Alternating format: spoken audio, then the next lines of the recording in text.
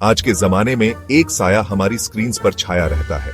ये हमारे टेलीविजन पर दिखता है, फोन्स पर स्क्रॉल होता है और न्यूज़पेपर्स से कानों में पड़ता है।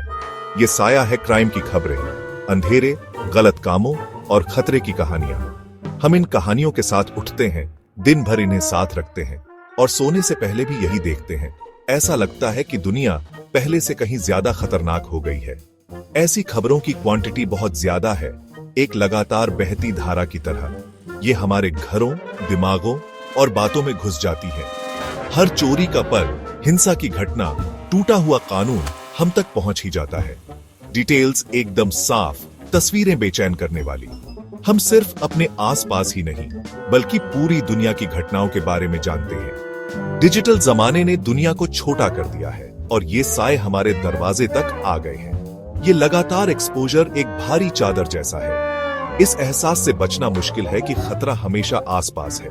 अलर्ट्स तेजी से बजते हैं, सोशल मीडिया पर रॉ वीडियोस दिखते हैं, दोस्त और परिवार वाले कहानियां शेयर करते हैं जिससे चिंता और बिया आच जाती है। जानकारी मिलने और उससे परेशान हो जाने के बीच की लाइन धुंधली होती जा रही है। हमें अंधेरे की इन कहानियों की तरफ क्या खींचता है? एक बहुत पुरानी दिलचस्पी। क्राइम की कहानियां असल में लड़ाई की कहानियां हैं, अच्छे और बुरे के बीच। ये दुनिया की मुश्किलों को समझने की हमारी फितरत को एंगेज करती है। If it bleeds it leads वाली कहावत इस सच्चाई को बताती है।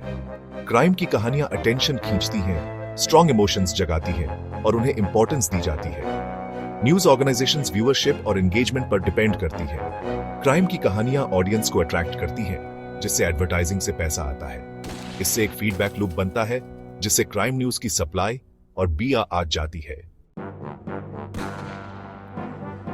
क्राइम न्यूज की ये लगातार लहर अपना असर छोड़ जाती है।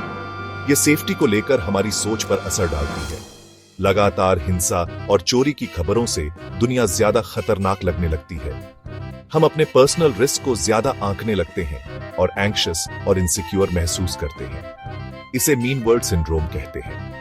वायलेंट मीडिया देखने से दुनिया बेरहम और डरावनी लगने लगती है। हम शक करने वाले, डरे हुए और नाउम्मीद हो जाते हैं। ये हमारे बिहेवियर पर असर डालता है, हमारे रूटीन्स बदल जाते हैं और सिक्योरिटी मेजर्स भी आ जाते हैं। बहुत ज्यादा डर लाइफ की क्वालिटी कम कर देता है और कम्युनिटी में भरोसा खत्म कर देता है। न्यूज कवरेज का मैप हमेशा एक्चुअल रिस्क का सही आईना नहीं होता। मीडिया एक पावरफुल कहानी सुनाने वाले की तरह काम करता है।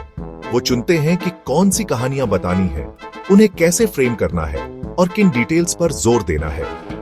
सेंसेशनलिज्म क्राइम को देखने का नजरिया बिगाड़ सकता है, जो सनसनीखेज और चौंकाने वाली बातों पर फोकस करता है।